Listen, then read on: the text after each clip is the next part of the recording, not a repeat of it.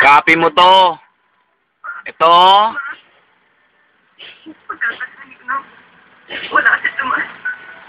Copy mo yan. Yan. Copy mo ha. Copy mo. Copy mo yung tatlo. Pag copy mo, punta ka na download mo.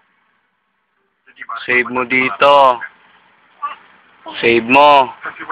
Pag save mo, okay na. Punta ka na ng on part mo. Ito. Run mo ha. Pag run mo, pindutin mo ito yung error. Error report. Yan. Tapos add files.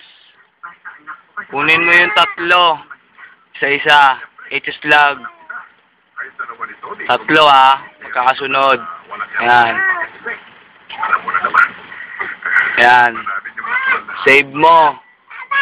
Save. Kopyahin mo yung pangalan ng folder. Neto. Kopyahin mo.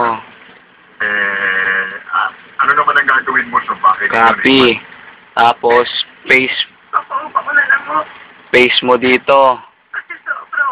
Save mo. Okay. Mag-i-start na yan. Tanga.